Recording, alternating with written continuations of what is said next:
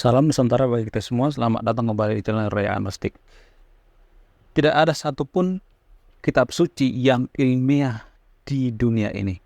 Tidak ada satupun kitab suci agama pun yang ada di dunia ini yang ilmiah.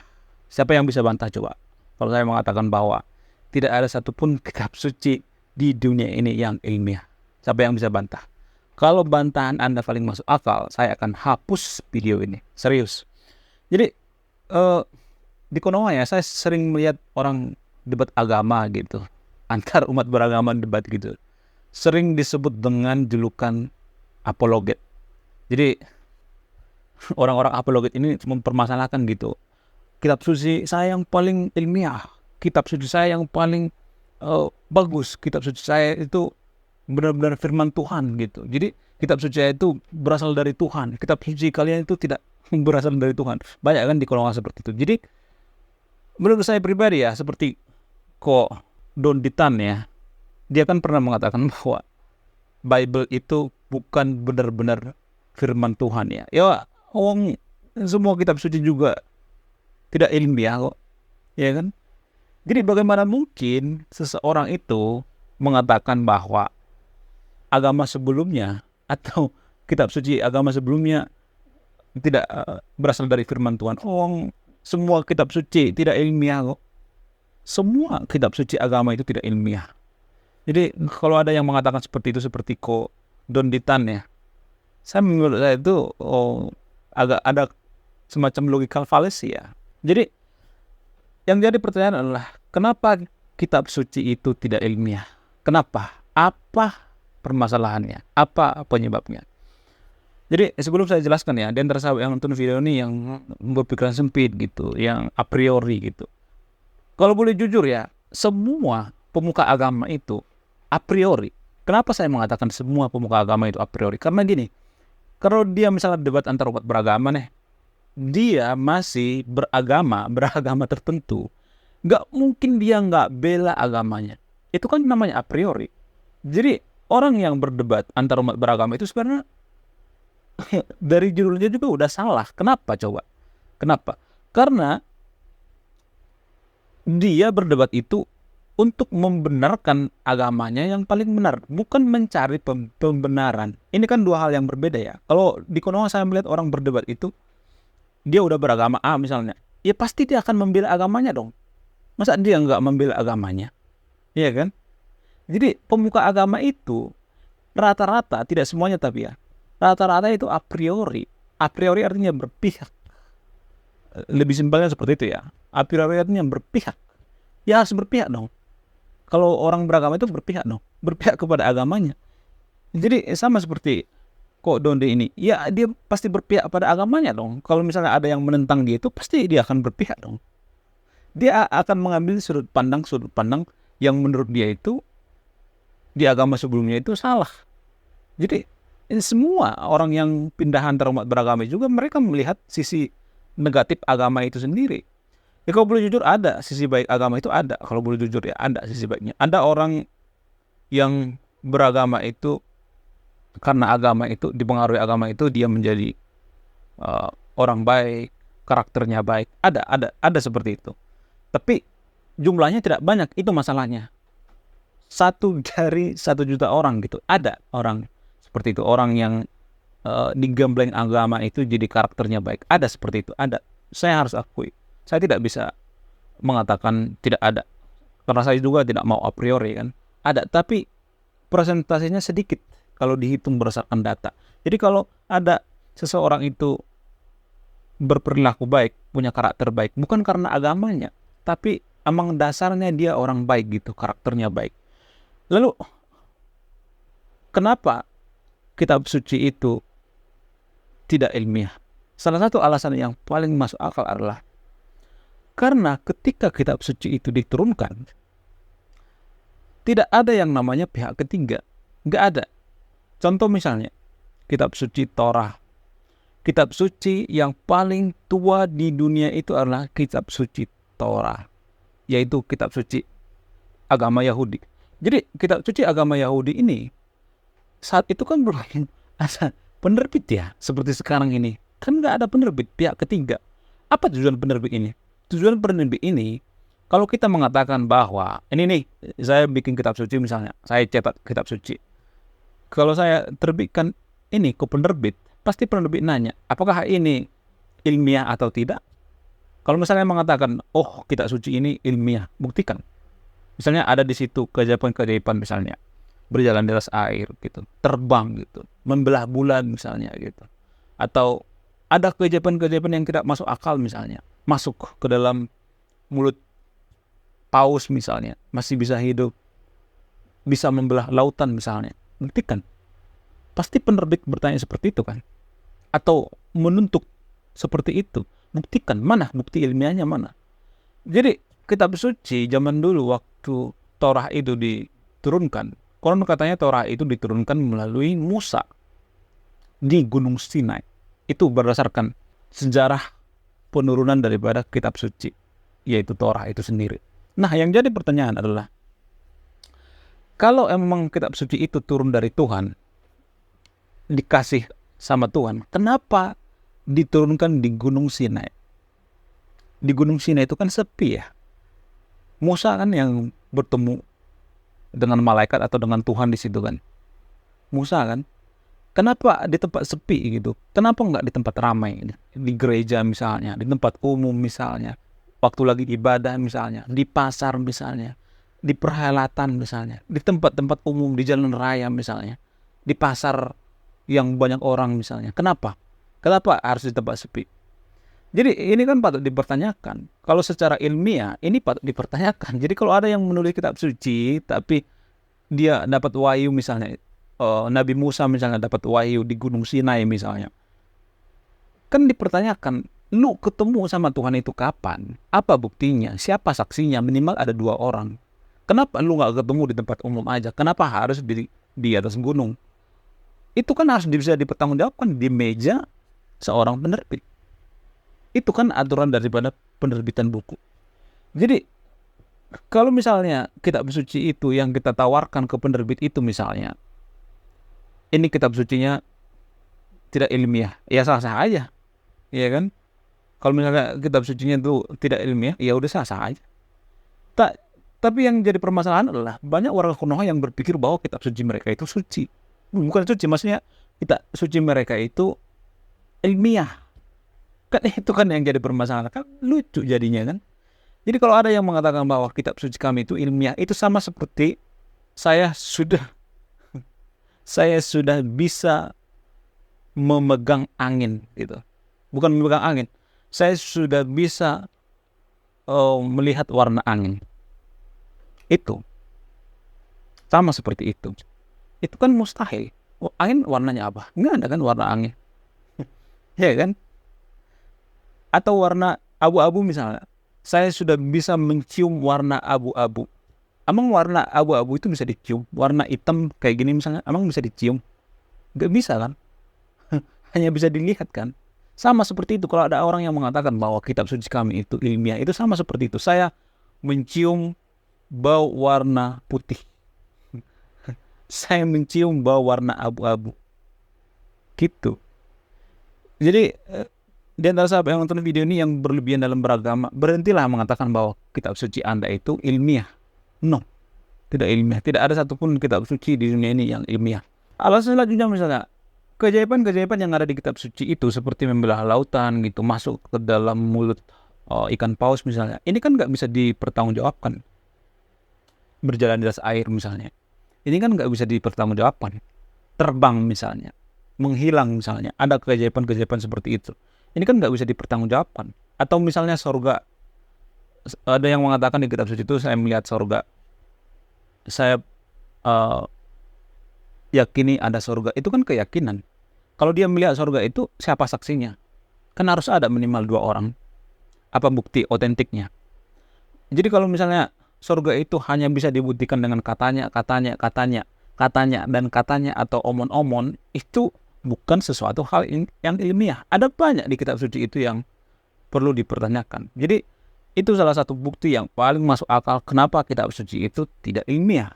Jadi jangan Ini kan dua ilmu yang berbeda ya. Cuman warga Konoha sekarang ini sok-sok keren gitu, sotoy gitu. Umat beragama di Konoha itu sotoy gitu. Berkelihatan keren, maka kitab suci kami itu adalah kitab suci yang ilmiah gitu. Sok-sok si paling keren gitu, si paling ilmiah. Padahal kan enggak. Ilmiah itu kan harus bisa dipertanggungjawabkan, harus rasional, harus masuk akal, harus membuat ada bukti yang otentik. Nggak bisa cuman katanya, nggak bisa. Nggak bisa cuman omong-omong. Itu alasan yang paling masuk akal. Tapi kalau boleh jujur ya, sebelumnya aku boleh jujur ya, agama itu sebenarnya itu masalah warisan doang sebenarnya. Cuman kita aja yang terlalu menggubur-guburkan gitu. Jadi mohon maaf ya bagi warga Konoha, jangan terlalu bangga kalau sudah beragama. Tapi banggalah kalau agama itu bikin kita lebih damai, lebih toleransi, lebih berkesadaran, lebih baik karakter kita. Itu poinnya. Kalau boleh jujur ya, kita itu kan dari kecil dikasih agama ya. Tiba-tiba kita lahir dikasih agama, kita nggak pernah dikasih pilihan gitu. Kamu mau beragama apa enggak? Kan nggak pernah seperti itu kan. Ujuk-ujuk tiba-tiba waktu kecil kita dikasih agama. Kalau misalnya kita tanya, kenapa dikasih agama ini? Ya karena ini agama yang sempurna. Jadi bagaimana mungkin orang tua kita mengatakan bahwa agama kita itu adalah agama yang sempurna kalau kita cuman mempelajari satu agama. Sama seperti ini misalnya. Ada air minum, air putih. Saya mengatakan bahwa ini adalah air minum yang paling keren di dunia, yang paling enak. Tapi saya tidak pernah mencicipi susu misalnya. Tidak pernah mencicipi Starbucks misalnya. Saya tidak pernah mencicipi minuman yang lain misalnya. Saya tidak pernah mencicipi teh yang paling enak misalnya. Saya tidak pernah mencicipi kopi misalnya. Saya hanya mencicipi air putih. Bagaimana mungkin saya mengatakan bahwa air putih ini adalah minuman yang paling enak? Kan kacau kan berpikirnya. Iya enggak? Kelihatan enggak cara berpikirnya? Kacau kan? Tapi kalau sudah berlebihan dalam beragama, kalau kita misalnya mengatakan, bagaimana mungkin Anda mengatakan ini sempurna kalau Anda cuma mengkonsumsi satu doang minuman? Pasti kita dimarahin kan? Ya kan? Pasti kita dimarahin dong. Orang yang sudah berlebihan dalam beragama itu biasanya susah mengontrol emosi. Sehingga kalau kita mengatakan, bagaimana mungkin kamu bisa mengatakan agama ini paling sempurna kalau kamu cuma mempelajari satu agama? Ya harus mempelajari banyak agama dong, baru kita bisa menyimpulkan bahwa agama kita paling sempurna. Itu kan poinnya. Jadi ada banyak logical fallacy. Ini termasuk logical fallacy ya. Kita mengatakan bahwa minuman ini sama seperti itu perumpamannya. Minuman ini yang paling sempurna. Padahal kita tak pernah mengkonsumsi minuman lain gitu. Bagaimana mungkin kita bisa mengatakan minuman ini sempurna kalau kita tidak mengkonsumsi minuman lain kan? Ini kan sama aja seperti katak di bawah tempurung ya. Jadi kalau boleh jujur ya, agama itu hanya permasalahan lokasi, warisan gitu. Apa buktinya? Apa dalilnya? Kalau kita lahir di Vietnam yang mayoritas Konghucu, bisa aja kita beragama Konghucu kan? Kalau kita lahirnya di Eropa misalnya yang mayoritas ateis atau agnostik misalnya, bisa aja kita jadi ateis kan? Kalau kita lahirnya di Filipina misalnya yang mayoritas Katolik, bisa aja kita jadi Katolik kan? Kalau kita lahirnya di Arab yang mayoritas Muslim, ya bisa aja kita jadi Muslim kan? Jadi menurut saya agama itu persoalan kelahiran gitu, bukan persoalan pikiran, persoalan pilihan, bukan. Tapi masalah persoalan kelahiran. Kalau misalnya kita mau pindah agama kan kita kan nggak enakan ya sama keluarga ya. Saya melihat agama itu kan semacam budaya. Jadi kalau kita mau ke agama lain gitu kan nggak enak kan sama keluarga, nggak enak gitu. Ya udah ini aja lah, ditahan-tahan aja lagi. Tapi tidak ada tujuan saya mengatakan bahwa yang nonton video itu tidak beragama ya. Disclaimer dulu ya, disclaimer on ya. Ini hanya fenomena beragama di Konoha. Kalau boleh jujur ya, secara antropolog agama itu adalah ciptaan manusia. Secara antropolog ya, bukan saya mengatakan, secara antropolog. Dan ketika manusia sudah menciptakan agama, biasanya mereka menciptakan Tuhannya masing-masing. Itulah alasannya kenapa di setiap agama itu Tuhannya beda-beda. Karena manusia menciptakan agama plus Tuhannya masing-masing. Kalau Tuhan itu satu, pasti setiap agama nggak beda-beda kan? Iya kan? Bener nggak? Nggak percaya coba tanya setiap agama yang ada di Konoha misalnya. Apakah Tuhan kalian itu sama? Misalnya nih agama A tanya, apakah kalian merasa bahwa Tuhan kalian itu sama dengan agama B? Pasti 1000% mengatakan no, tidak ada. Jadi itulah bukti bahwa manusia itulah yang menciptakan agama plus Tuhannya masing-masing. Jadi itu menurut antropolog ya. Lalu yang jadi pertanyaan, kenapa harus ada agama? Kenapa harus ada Tuhannya masing-masing setiap agama? Sebenarnya kalau boleh jujur, agama itu tercipta itu karena keinginan manusia, keinginan atau harapan manusia yang sangat besar. Ketika meninggal nanti, mereka punya pengharapan ada kehidupan setelah meninggal. Ada yang berbentuk reinkarnasi, gitu. Ada yang